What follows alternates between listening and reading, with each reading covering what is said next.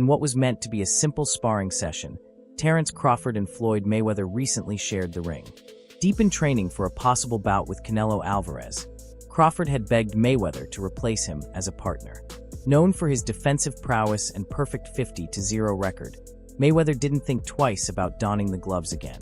What followed was a workout that left everyone in the gym discussing Crawford's indisputable skill and realizing that even Mayweather legends are no longer invincible.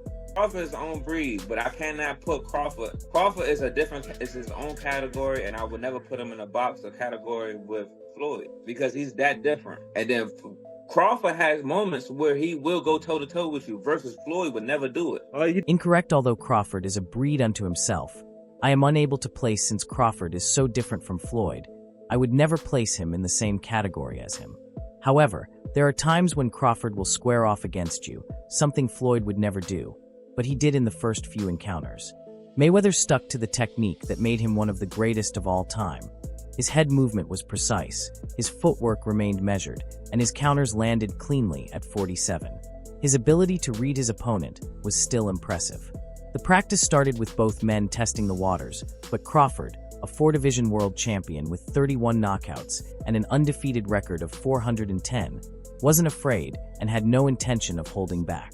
In order to avoid voiding the larger blows, Mayweather used minor angles to make Crawford miss by fractions, demonstrating his experience. It became evident that this was not just a routine session, as Crawford consistently calculated, changed stances, and adjusted his rhythm to find openings with each round. The moment that stunned the room came when Crawford, in the middle of a back-and-forth exchange, saw an opportunity and took it, throwing a perfectly timed right hook that slipped past Mayweather's guard and landed clean on his chin. For a brief but noticeable moment, Mayweather's legs gave out, drawing everyone's attention right away. Eso. Eso, venga. Y al 5, venga. 1, 2, 3, 4. Eso. Enjoy music. Since it was sparring, Crawford refrained from attacking, yet the moment was significant. Mayweather instantly got back on track and carried on as though nothing had occurred. But many in attendance couldn't help but notice how significant what had just happened was.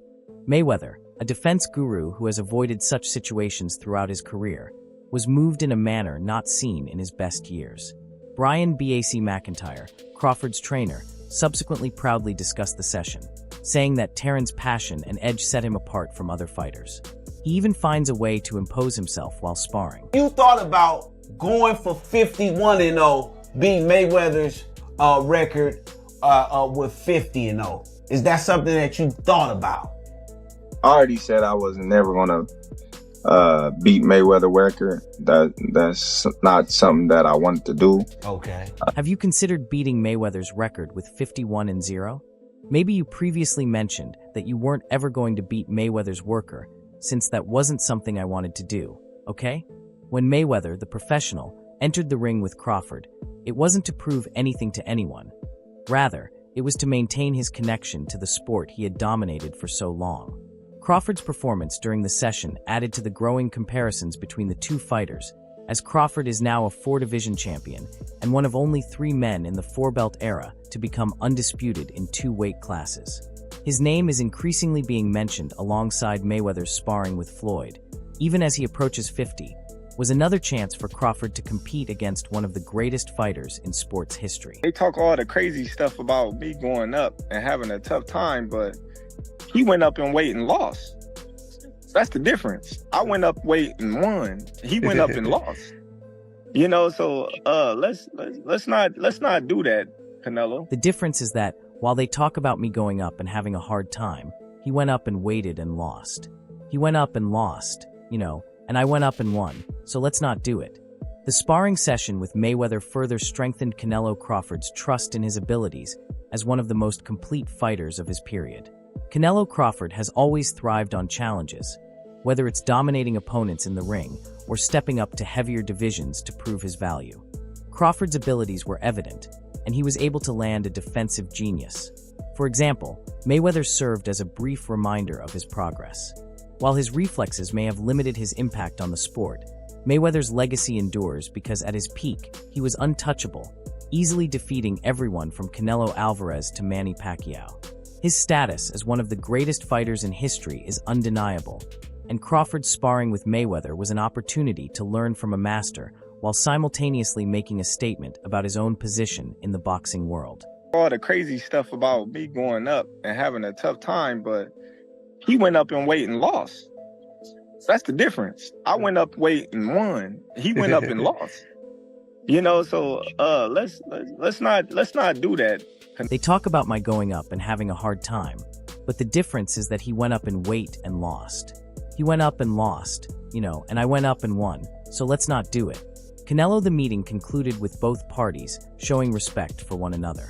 The composed manner of Mayweather and his readiness to share the ring with Crawford talked a lot about how confident he is despite getting older.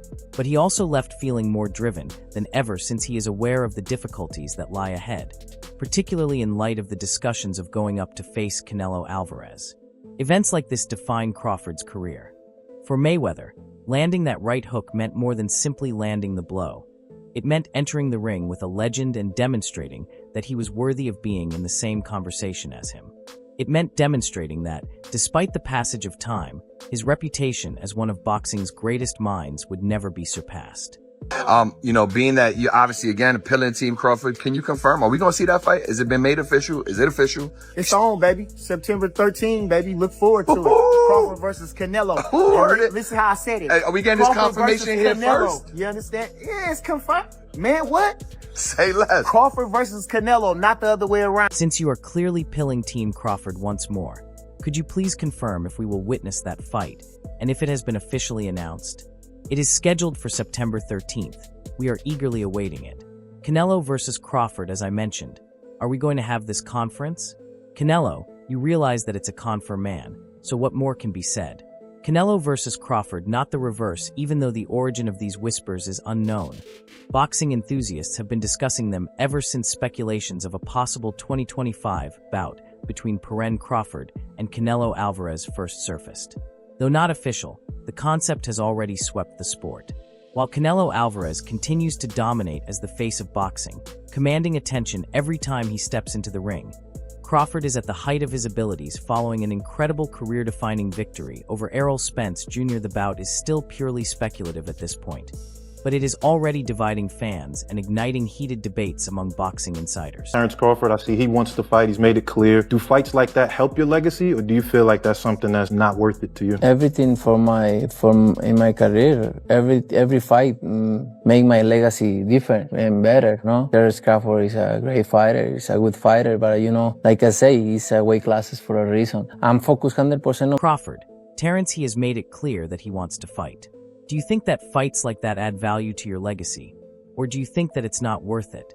For me, every fight in my career has changed my legacy, and I'm fully focused on one of the loudest voices in the conversation. Showbiz the adult. He wasted no time disparaging Crawford's chances by comparing him negatively to Floyd Mayweather, who famously outclassed Canelo in 2013, according to Showbiz, and many when it comes to defensive ring IQ and flexibility. Not to mention what Floyd did to Canelo. Crawford just isn't on par with Mayweather. According to Showbiz, that was a master lesson rather than merely a victory. He's a great fighter. The only thing I see that I favor Canelo is that is his weight. Yeah. And that he's more bigger. You know what I'm saying? That's the only thing. But as far as skill set wise, IQ, I feel like Crawford can match anybody and probably do way better. You know what I'm saying? But Crawford is a legend, bro. Although some fans contend that Showbiz is undervaluing Crawford's skills, particularly after Crawford outwitted Floyd in a sparring session, Crawford doesn't have that type of fight in him. He's a fantastic fighter, don't you? The only reason I think I prefer Canelo is that, well, he's bigger and heavier than he is. That's all. However, in terms of skill set and IQ, I think Crawford can match anyone and likely perform much better. But you know that Crawford is a legend, bro. The details are still unknown, but insiders say that Crawford defeated the undefeated legend. which, if accurate, would be a monumental feather in Crawford's sea. The others say, like, no, that's 2 more weight classes. Like, once he gets touched by Canelo, it's going to be different. I am concerned about him absorbing a Canelo punch, especially through the course of 12 rounds. We do know this about Canelo. He's going to slow down, so I think if anything, Canelo would try to start fast and bang on him and break him down before he gets later, and he's still got that kind of steam. Especially in light of Mayweather's defensive prowess.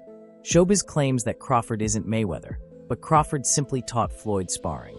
What does that tell you? Even though sparring isn't the same as a genuine fight, it's difficult to deny how much credibility Crawford gains from this, so Canelo had better take note. The others say, no, that's 2 more weight classes.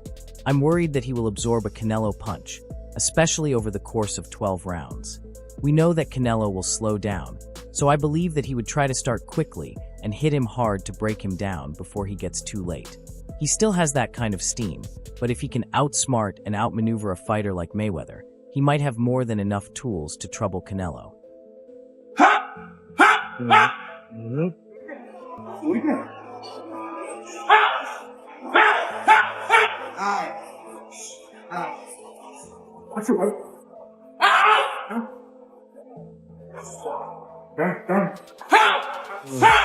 Showbiz intensified his criticisms, pointing out that sparring is not a perfect indicator of how a fighter will perform under the bright lights. He said that it's not 12 rounds with millions of people watching, belts and legacies on the line. Crawford may have had a good workout, but that doesn't mean he can handle Canelo's power at 168 pounds. This is where the discussion takes a contentious turn, as many fans think Crawford's weight jump to face Canelo is dangerous and unrealistic. Canelo has been fighting naturally larger men for years, dominating at middleweight and super middleweight. Critics claim that Crawford's speed and sharpness, his greatest weapons, may be dulled by the extra weight. Canelo ain't gonna come down to 160. Yeah, Canelo ain't gonna come down, maybe 166 max if he accepts. Yeah. I think Canelo wins that fight based on just the size, power and size. Now, skill-wise, I think Crawford's a better skilled fighter.